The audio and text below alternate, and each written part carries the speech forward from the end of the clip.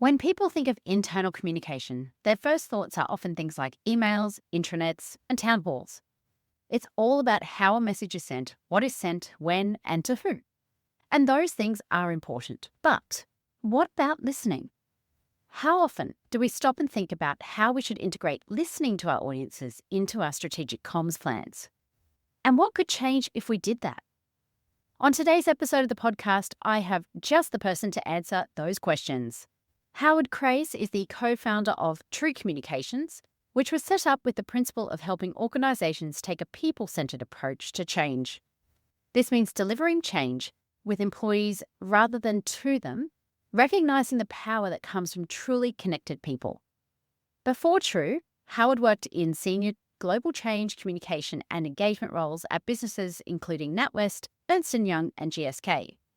In recent years, Howard has become known for his groundbreaking work focused on how organisations listen to their employees. Following the publication of 4 reports, this work culminated in the publication of the book Leading the Listening Organisation in December 2023. Howard's impact on the communications world was recognised as he was awarded a fellowship of both the Institute for Internal Communications and the Centre for Strategic Communication Excellence in 2025. Howard is a speaker in demand at a range of global events and podcasts. He was also president of the UK chapter of the International Association of Business Communicators from 2019 to 21. In this episode, Howard tells us about the important role of leaders in a listening organisation, why we should invest in listening to our audiences more, and how to do just that. It's certainly got me thinking differently about my own comm strategies, and I'm sure you will also feel differently too after listening to this. So without further ado, here's Howard.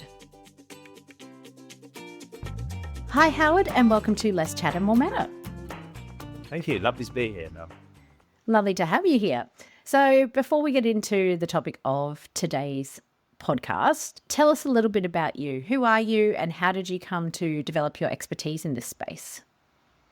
Yeah, well, I've been working in the employee communications area for maybe more than 30 years now.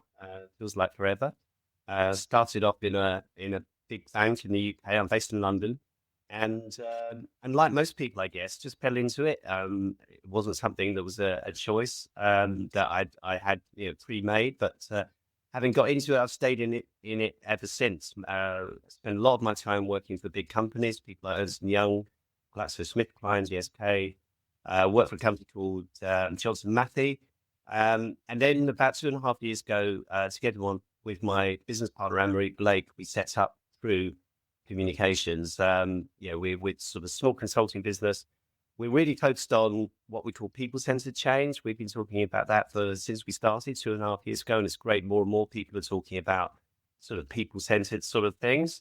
And so doing change with people rather than to people. And part of that really has been my work on listening. And about 8 or 9 years ago, it was an IBC event where we had the chance to talk about anything. And I just had this thought around how are communicators listening? I was worried about, this is pre-pandemic, and I was worried about that we were getting increasingly sort of stuck at our desks, travel budgets were disappearing. This is before working at home. So we were, just in our head offices.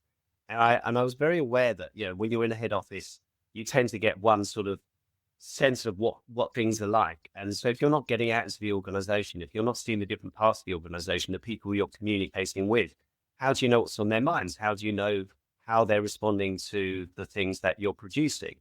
And yet, it's becoming more and more difficult for people to say, particularly if you're in a global business, oh, I'm going to go to New York next week, or I'm going to go to Singapore next week. And someone would look at you as if you're mad. Well, why are you doing that? Well, just to go and meet some folks, just do some listening. So I started talking about it then, and a couple of people, when we came back, it was an IBC event in Copenhagen, actually, an old IBC EMENA region event. We came back to the UK and we started doing some work on listening. And over the next few years, we did some reports, and then eventually that morphed into a book. Which was produced, or I should say, published just at the sort of beginning of last year, beginning of 2024, book called leading the listening organization, and three of us together with Dr. Kevin Ruck and Mike Hounsford, all of our work was sort of put into this book. And what we found, in terms of how organizations listen, is not just about what communicators do. It really starts with the leader. And I'm sure we'll get into all of that.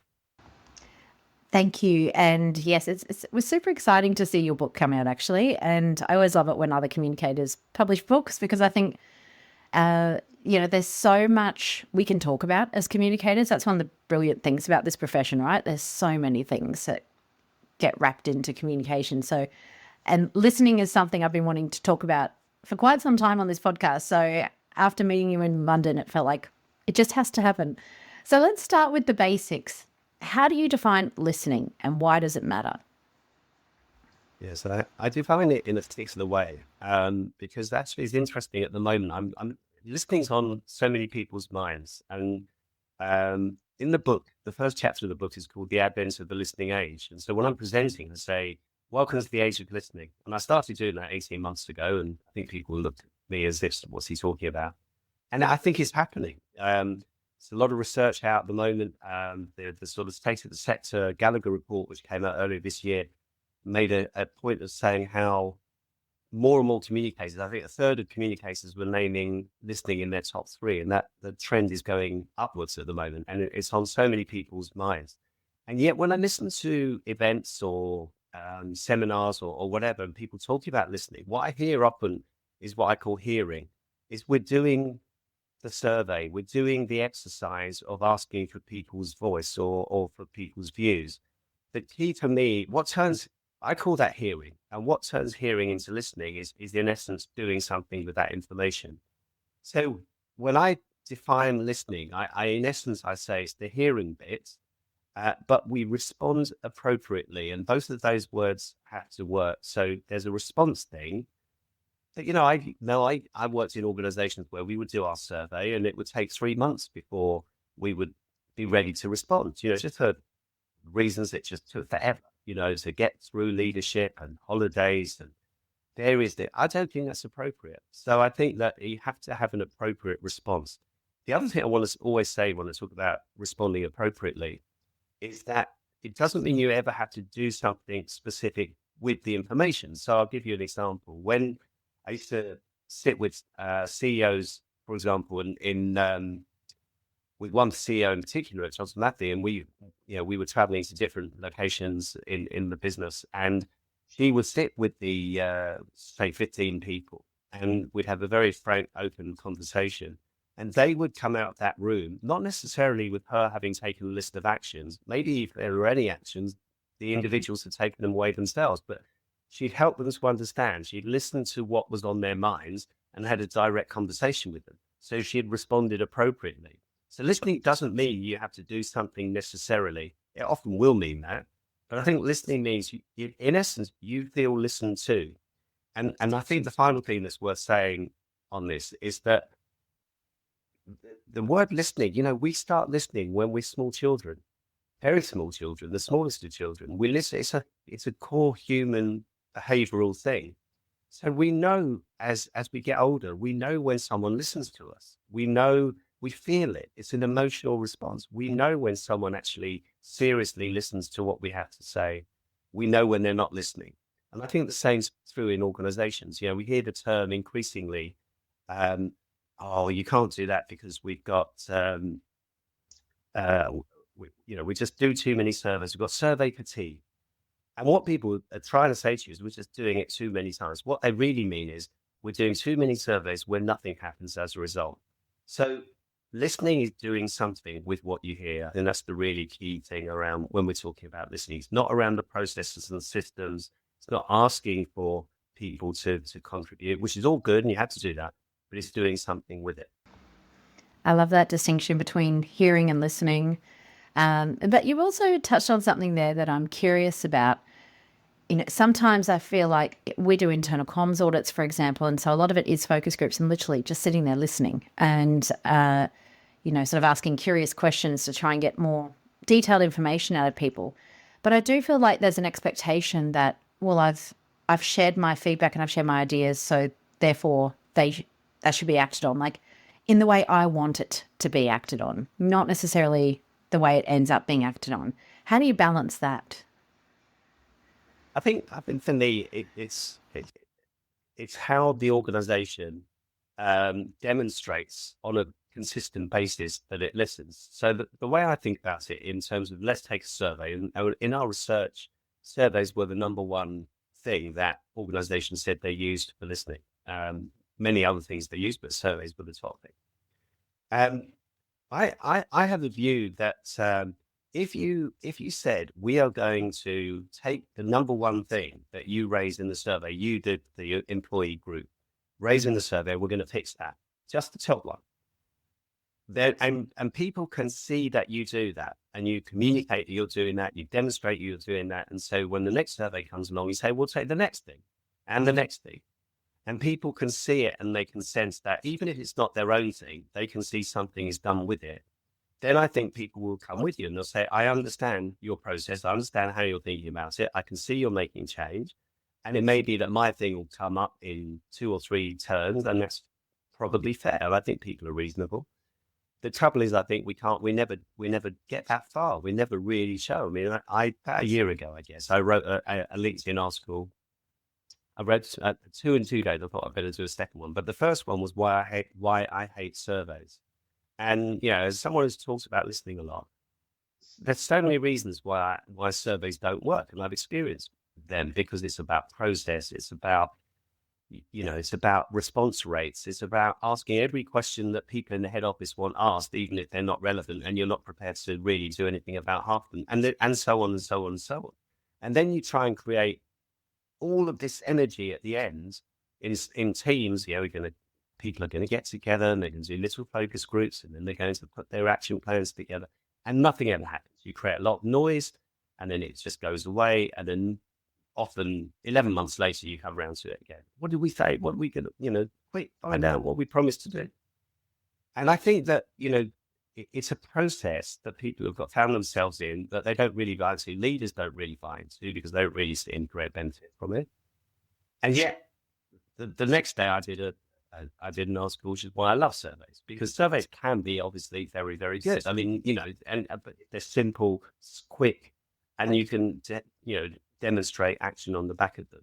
So I think that the key is demonstrating transparently as you can, really, that you're doing something with what people say. And it's when people can't see that I think they think, my thing's the most important, because they're not seeing the full picture. You're not sharing the full picture. You're not really making it clear what you're doing with the information.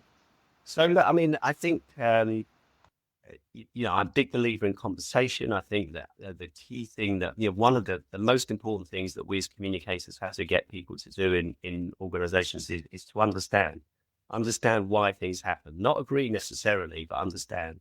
Understanding in change, you carry on, you go on with it. It's when you don't understand that you have the problem. So if we can build understanding of why we're asking for this information, understanding what we're going to do with this information, and people can see that you're doing what you say you're going to do, and I think that people will come with you on that journey. That's very good advice. Thank you. So you touched on something there about leaders, and in your book, you talk about leaders having that responsibility to listen. Why do you think that should be part of their responsibilities? Why is that important? Well, in the lead, what we found, we actually started the work thinking that the key person in the organization for listening was going to be the line manager. That was our going in guess, but the research was really clear that it was the leader because leaders create, whether you use the word culture, we used the word climate. There's a sort of a very thin distinction. Let's just say culture, because more people, I think, are familiar with that word. But leaders create the culture. People look at the behaviors of the leader and say, if those leaders are prioritizing that behavior, then it must be important. So if leaders are listening, then it's likely that other people will listen too. And one of the most important benefits I think you get from listening, and we can talk about other benefits in a moment, but one of the most important benefits from listening, I believe, is that leaders make better decisions when they're listening. Because I don't think that leaders these days know everything. I think that's an old-fashioned model, the hero leader. And I think leaders, if they're honest, they don't know everything. And yet they have and I'm not saying at all that when I talk about listening or I talk about transparency, I'm not suggesting for a second that it's not leaders who have to make decisions. It is the leaders, not democratizing decision making. It's still leaders who have to make the big decisions. But they make the better decisions when they talk to the people who know the area where they're making that decision. You know, if it's a process, they talk to the process experts. If it's a customer related thing, talk to the people closest to the customer. And I think, you know, still the leaders make the decision, but they make better decisions when they listen to the right people, not to the two people that they've always listened to for the last 10 years, but to the right people in the organization. And I think that's it. That's one of the most important benefits of listening. So I think it's because leaders set that culture, set the agenda, and more than that, you know, leaders who believe in listening, they probably believe that we will be more successful with our change if we bring our people with us. They're more likely to invest in things like listening tools or channels or technology or whatever to do better listening. You know, they're more likely to take an active interest. That said, one of the things that's quite alarming in our research was that someone did some work for us, a Canadian academic, Elizabeth did some research for us and looked at the top 20 or so business schools in the world at the courses that were offering for like MBAs and future leader programs, and looked at how many times listening came up as a course. And in 20 schools, the answer was one course, and that was a customer listening course as well. So, you know, that where leaders were being taught or are being taught to communicate, it's about me to them. It's one to many, not surprisingly, perhaps. And so we've got a big job to do. You know, leaders who don't get this naturally, and obviously many do, and I've worked with some brilliant leaders. I'm sure most people listening to this will have done, but we also work with people who are not natural with people, and what they're being taught in the schools doesn't teach them that listening is important. So, you know, there is a challenge. So you've touched on something there that leads me to my next question, which is, what are some of the barriers to deep listening in a business? Yeah, I think there are many barriers, unfortunately. So that leader barrier I've just talked about, you know, an appreciation, whether it's the leader, the communicator, or the HR person. It's interesting, you know, where's listening? You know, I talk to a lot of communicators, I talk to some HR people, but a lot of the listening channels, of course, are owned by HR. So we shouldn't just say this is a communications thing. But, you know, appreciating what we're trying to achieve with listening. So if you're just doing it as almost like a process because we think we ought to, and not really because you see the benefits, that's going to be a problem. People are always going to say time's a problem, budget's a problem, all the usual things. Limited understanding of, if you like, leadership, listening capabilities required in modern organizations.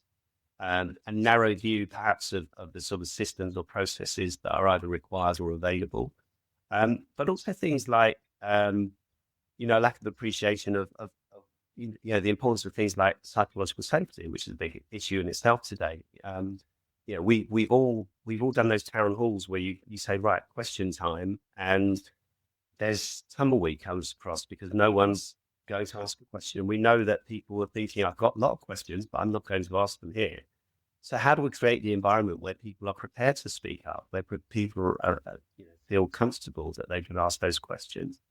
There's something called the power gap that we identified as well, which is, you know, if I sit next to or in a room with a senior leader, I know they're a senior leader, and I'm going to choose my words very carefully. And I'm not going to ask my question necessarily in the same way as if I'm just chatting with a colleague. And so, you know, is the leader capable of making me feel comfortable and me feel able to ask that question? So I think there's, you know, all of those sorts of things. A willingness to want to listen is often the biggest barrier there.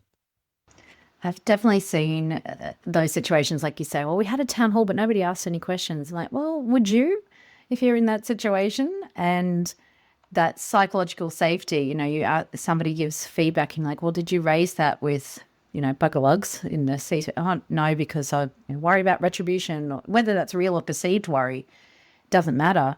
The fact that perception is there is enough of a barrier. And yeah, it's just interesting seeing that coming up over and over again.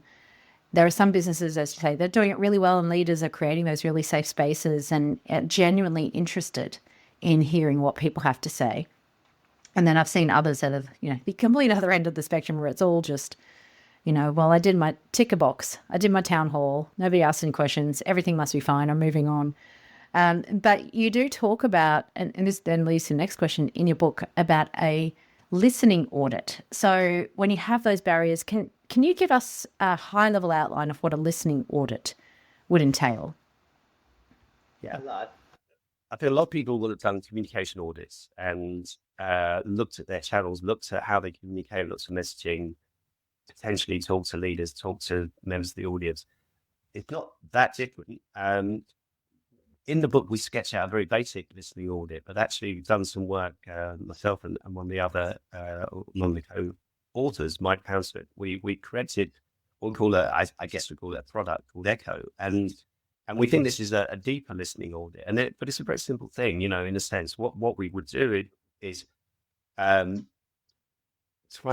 if you like, between the leaders, a leader's view of listening, and you might expect in many organizations, how important is listening in your organization? The leader might say, very important, and we do surveys, networks, we get what I need, and I think it works really well. And then you've got the views of be it the comms person or the EX person or the HR person in terms of how they see things. And then you ask the employees, do you feel listened to? And suddenly you'll get a whole different perspective. No, I have no idea what happens. They ask me all these questions. I don't know what happens to my answers.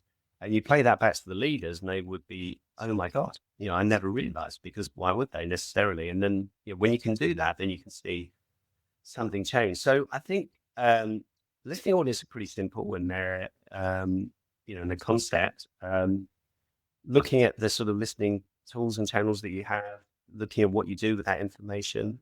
We'd also talk about having a listening strategy. Now that pretty much is part of your, increasingly in fact, part of your communication strategy, I would say, or people strategy.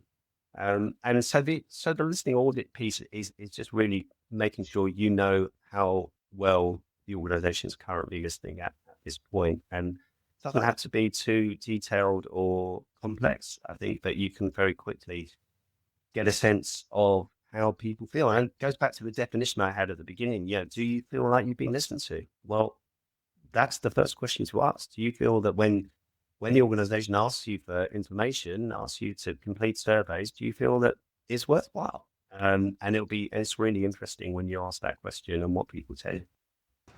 Yeah, those are very telling questions.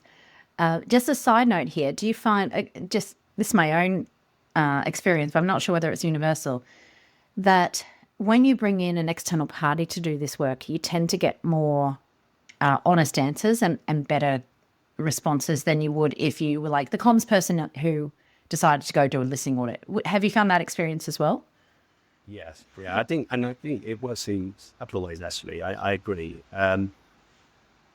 Hopefully, the skill of the external person will get the trust of the people they're speaking to. Sometimes the people that you speak to are sort of just bored with being asked the same thing. So you know that that's not going to go very far. But, I think as an independent person, you can ask, you can, promise a bit of that psychological safety that we talked about, because you're not going to give names. You're not going to, sort of share who said what type thing. And I think people are happy to believe you can have a, pretty good conversation with people. But I think it also works sometimes for the person who brings you in. And I know from my own in-house experience how this works, that very often, as an in-house person, you've been trying to get a point across to your leaders, and for whatever reason, it's just not landing. And then the external person makes the same point. Suddenly it's like they've just heard this amazing pearl of wisdom. And so I think, if you're doing an audit and you come back and you've got, it's a good opportunity if you're an in-house person to work with you. It's always like, what do you want me to say that you struggle to get across? So that role of the external person, can have both of those benefits, I think. I totally agree. One of the things I often say is organizations are great at hiring experts and they're not listening to them. So yeah, you come in as a consultant and your word is gold, which is ridiculous, but that's part of our biases as humans. So look, next question. So a lot of people who listen to this podcast, they're mostly comms people, change professionals, they're consultants, they're leaders. What advice would you give to them if they want to cultivate that culture of listening that you talked about? Yeah, so look, I think one of the things I've found is that since I've been talking about this topic, and there's been a lot of interest, and I've talked to groups all over the world actually, and it's a realization. I've been in the sort of consulting game now for 2.5 years, so I've opened my eyes have been open to that. There's a lot of comms people, and not just comms people, as I've already said, HR and EX type people as well, who get this, but then look at you as if to say, I'd love to do some of this, but there's me and one other or whatever it is, just me. And it's really hard to, sort of change what we're doing. And I think, I've written quite a bit around how I think that the current model of the employee comms is broken. And, if we are going down the route and continuing to go down the route of just telling people stuff that they're broadly not interested in, we shouldn't be surprised that we're just going to struggle for relevancy. And what we're doing increasingly, I think, is we're making senior people feel good, but not the people we're trying to actually impact.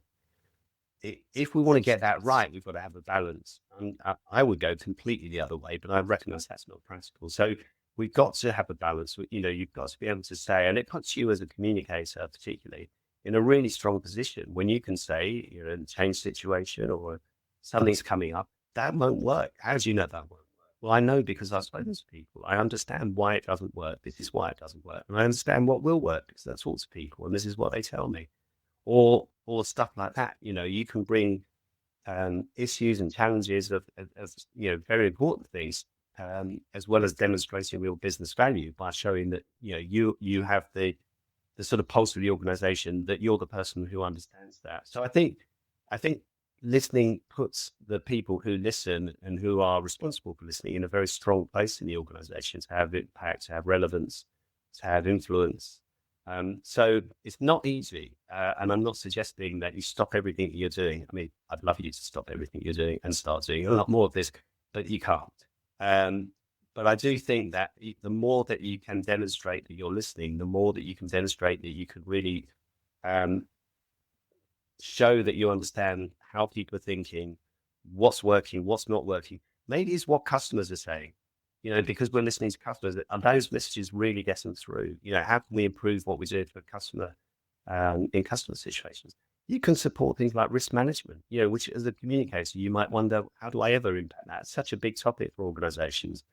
But you look at companies in the UK here with the post office, our post office, very famous story over the last few years, in America with Boeing and their safety challenges of organizations who willfully decided not to listen. They were being told, we've got these problems. And they said, fingers in the air, we're not going to listen to what people are telling us.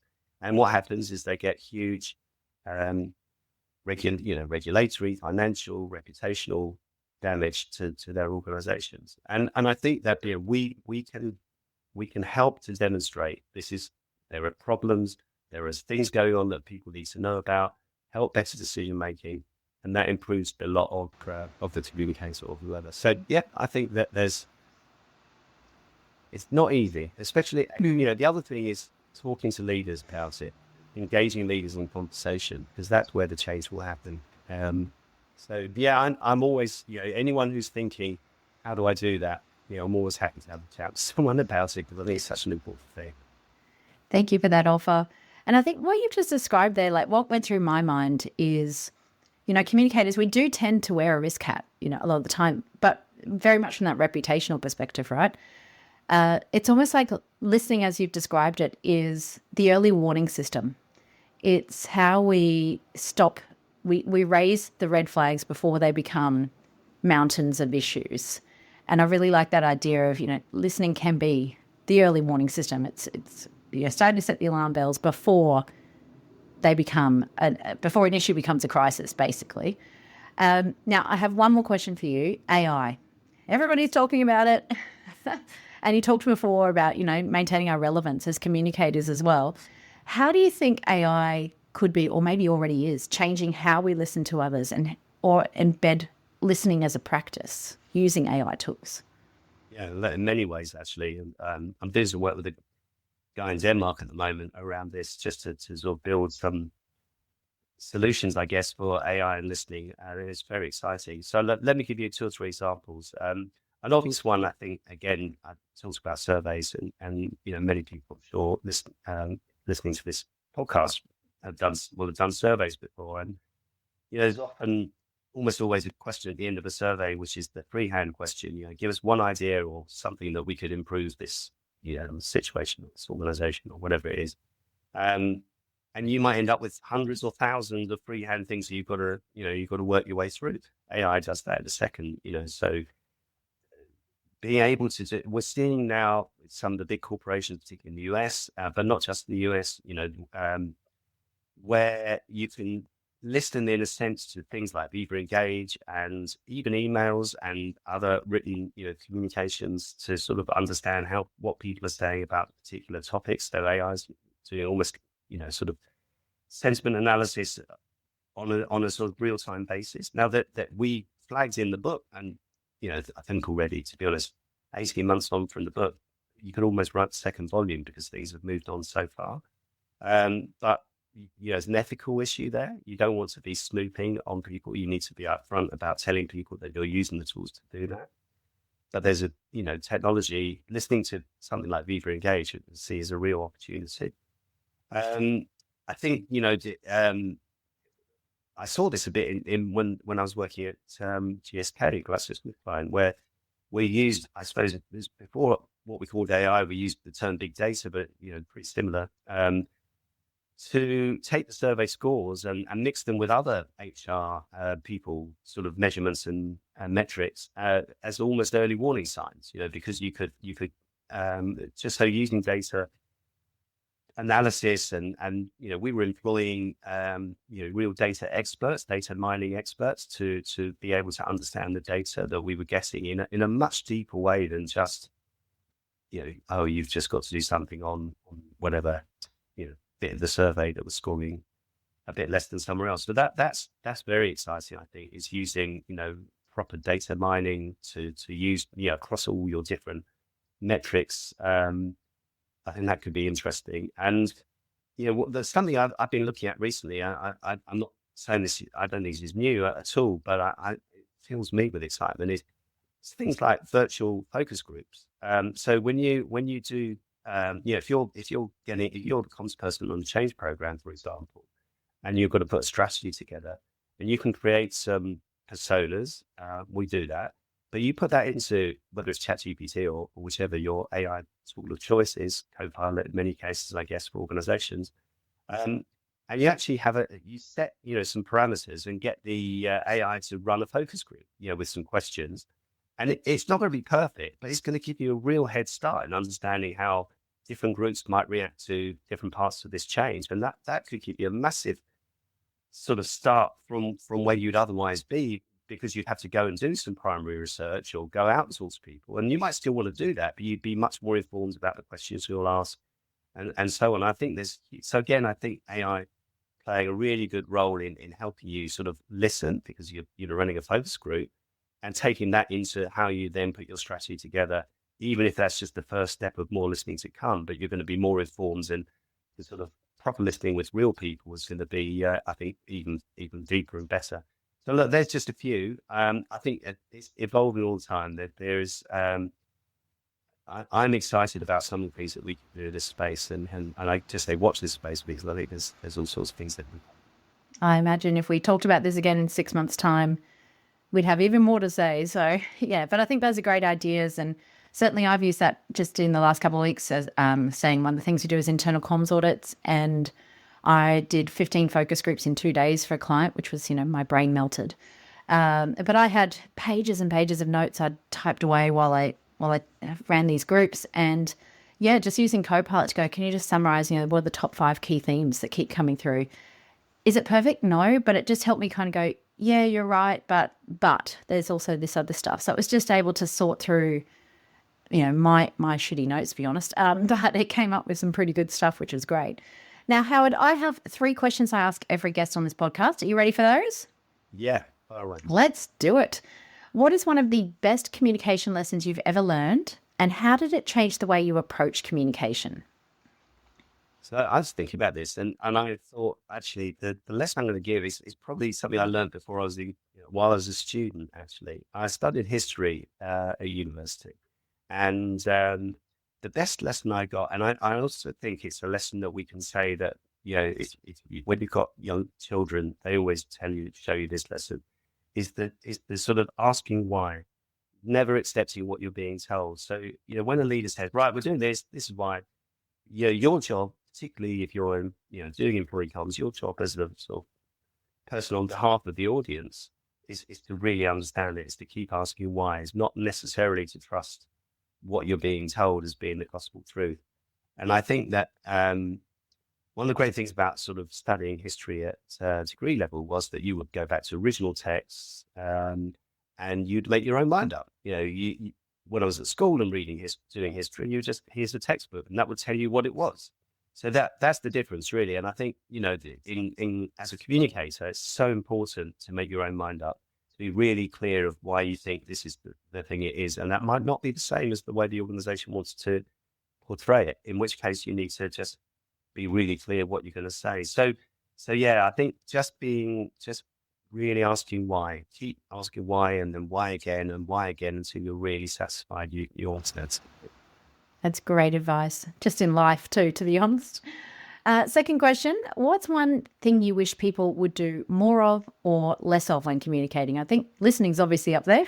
It could be, that would be the easy answer, but I'm not going to do that.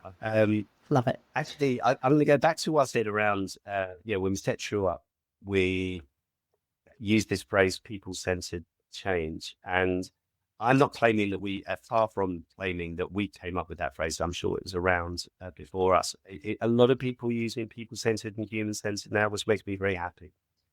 And I think the key for me is, people sometimes say to me, if you were doing your thing again, what would you study, or what qualification might be the best thing? And I think it's some sort of occupational psychology type qualification, understanding people.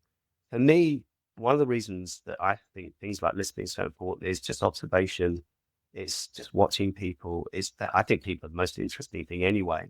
And so trying as a communicator, trying to understand people, trying to understand why people do the things they do. Mel, you talk about change a lot, and I think we have some of our messages are broadly similar, which makes me happy. And just understanding how people react, do the neuroscience research and read the books and Hilary Scarlett stuff. That's fantastic. Do all that, but then just watch people and see it coming, how it works in reality. Because when you understand that, then I think when we're communicating, we're not just going to say, all right, let's just put more into the internet. Let's just do this because it's the way we've always done it, because we're just on the treadmill and we just got to keep feeding the channels. You start to recognize that's not how we're going to deliver change or ultimately old value, So yeah, look, that's it for me. It's just trying to understand people, take people steps a bit, right? Love it. And last question, who do you turn to for communication advice? An ex-CEO of mine said something like she had, didn't have one mentor, she had several mentors, and she kept them throughout her career. And I just thought it was such brilliant things. I've done mentoring. I don't know if I have like official mentors, but I think you just have your network is so important. And you and I met in London 2 or 3 weeks ago, and I think it was great that we did that. And then this has happened, and I would come to you, or I come to sort of people, and I know now from in Australia, in Europe, in the US, in Canada, in UK, elsewhere, because that's we just grow. We cultivate a network of trusted people, and there'll be things that sometimes come up and say, really like someone's take on this, and I think that if you have a good network with people that you trust, that trust you and you like them, then you're never going to be short of good advice, and you can never have enough good advice. So I think it's not one person, it's not 2 people, it's just having the right people that you over time you collect almost. And don't ever underestimate your network. Don't leave it. People who are valuable to you, even if it's every now and again, just say hi and see how they're getting on. Because you never know when that's going to pay dividends. And I don't mean that in the sort of you're only doing it for benefit. Paying dividends can mean any number of things, so let alone all the good friendships you get from it. So just grow, just talk to people, get to know people, go to events, go to networking things, just meet people and just grow. And I think then you'll never be short of people you can turn to when you need to. Love that advice. Thank you so much. Well, Howard, if people want to learn more about you, connect with you, what's the best way to get in touch? So obviously connect with me on LinkedIn. I'm always happy to do that. I'm totally as any other Howard Krais, so you should be able to find them easily. More than happy people to connect me via Tree. So the company's been Tree Communications, UK-based, London-based. Great. We'll pop all those links in the show notes as well as a link to your book. Let's not forget that. Howard, thank you so much for joining us on Less Chatter, More Matter today. My pleasure. Lovely speaking.